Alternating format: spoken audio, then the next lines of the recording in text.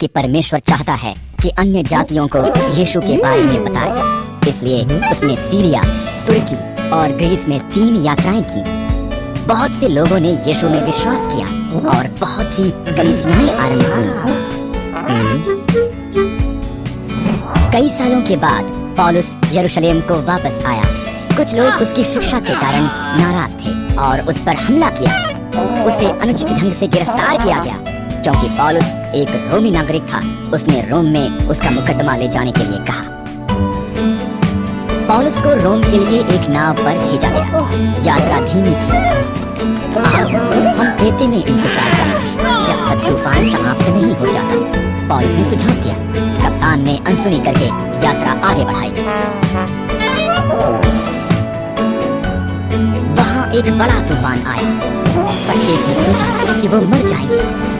एक स्वर्गदूत ने पौलुस से कहा कि वो सब बचाए जाएंगे और वो रोम जाएगा। और उसने हर एक को ये बताया।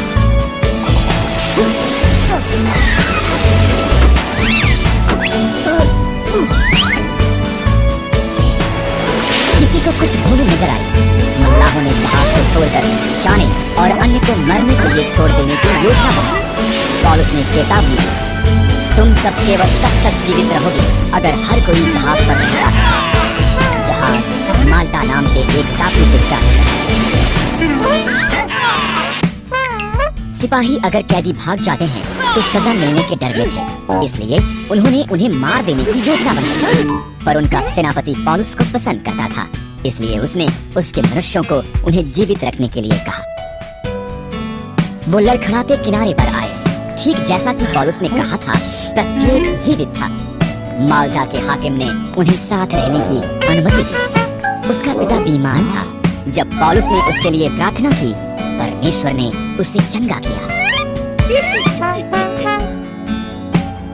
वो एक और जहाज पर चढ़े और रोम की तरफ निकल पड़े, जहाँ पर पौलुस को एक घर में हथकड़ी में रखा गया। वहाँ पर रहते उसने संसार भर में नई कलीसियाओं को सिखाने के लिए पत्र लिखे। उसके पत्र अब बाइबल में शामिल हैं।